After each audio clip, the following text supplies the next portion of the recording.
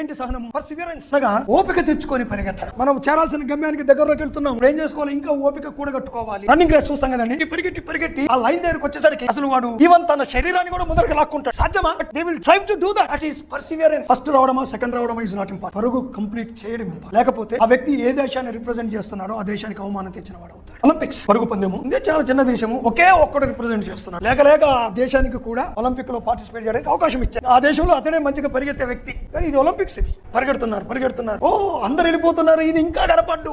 ఆఖరిలో పరిగెత్తే వాడికి వీడికి కూడా దూరం పెరిగిపోతా ఉంది. ఇప్పుడు అయిపోతుందా, ఈయన ఎప్పుడు వస్తాడరా, ఎప్పుడు ముగిస్తాం రా గేమ్. ఏం జరిగిందో తెలుసా స్టేడియంలో? అందరూ లేచి నిలబడి స్టాండింగ్ ఓవేషన్. ఎందుకో తెలుసా? ఆఖరిని తెలుసు కానీ పరిగెత్తలేకపోతున్నాడు, చేత కావటం లేదు తన దేశం కొరకు. ఈ థాట్ ఈ షుడ్ కంప్లీట్ ద రేస్. చివరికి ఆ గీత దాటి ఈ ఫెల్ డౌన్. కానీ అతడు పరుగులో ఉన్నప్పుడే it was standing ovation for him. Prize వచ్చిందా కాదా, చేత కాని వాడిని నేను రేస్ ముగించాను. అర్థమవుతుందండి? సహనము, ప్రెస్ ఫార్వర్డ్. ప్రభువులో ముందుకెళ్ళండి.